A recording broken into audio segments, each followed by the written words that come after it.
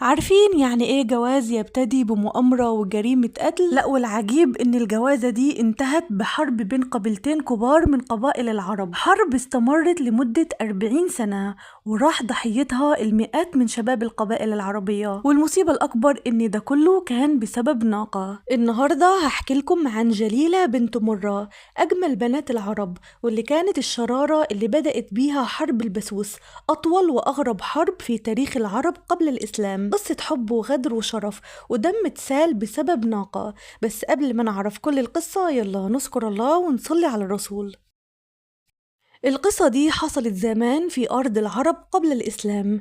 كانت في قبيلة اسمها قبيلة بكر بن وائل، قبيلة من أكبر وأقوى القبائل العربية. واحد من وجهاء القبيلة دي اسمه مرة ابن زهل، ده رجل معروف بالحكمة والدهاء. كان عنده بنت اسمها جليلة. جليلة كانت من أجمل بنات العرب، وكانت آية في الجمال والرجاحة والذكاء، وصفاتها دي خلتها مطمع لكثير من الرجال. منهم واحد اسمه التبع اليماني، وده كان ملك من ملوك اليمن. سمع عن جمالها وقال لازم يتجوزها. وقتها كان في حد تاني بيحب جليلة، كان ابن عمها واسمه كليب ابن ربيعة، وابن عمها كان من قبيلة اسمها تغلب. كان رجل شجاع والكل بيهابه، صاحب كلمة وصاحب سيف، وكان عنده طموح يعمل أول مملكة عربية. اللي حصل إن جليلة كان عندها خالة لها كلمة مسموعة، وخالتها دي كان اسمها البسوس. خالتها كانت عايزة تجوزها للتبع علشان المصلحة والنفوذ، وبالفعل ابتدوا يجهزوا للجواز. لكن كليب كان له رأي تاني. كليب راح لجساس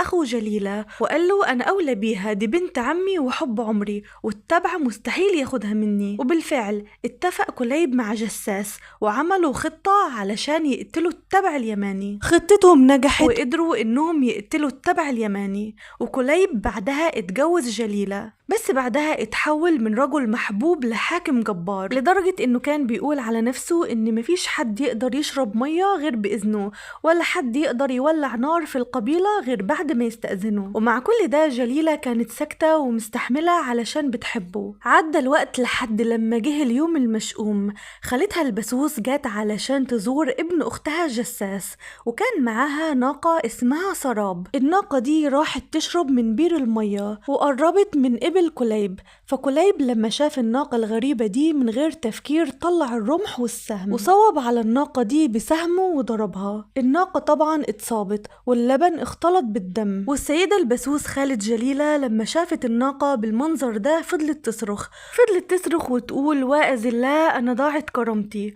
وفضلت تسخن في ابن أختها جساس، الله يرحمها بقى كانت بوتاجاز. جساس أخو جليلة كان قلبه شايل من زمان من كليب، لأن زي ما احنا قلنا إن كليب بقى ظالم ومتكبر. فصرخات البسوس وكلامها لابن أختها خلى قلبه مولع من كليب. ركب حصانه وراح علشان يواجهه. فضلوا يتخانقوا مع بعض خناقة كبيرة، والخناقة دي انتهت بإن جساس أخو جليلة طلع الرمح وطعن كليب في ظهره. طبعا كليب اتقتل والدنيا اتقلبت، وقامت الحرب بين قبيلة تغلب وقبيلة بكر، حرب طويلة ومعارك متتالية، وكل طرف كان بيقول لازم ناخد بطرنا. والحرب دي ما بينهم استمرت لمدة 40 سنة، وراح ضحيتها العديد من شباب القبيلتين. ولو عاوزين تعرفوا ايه اللي حصل لجساس بعد ما قتل كليب تابعونا في الفيديو القادم.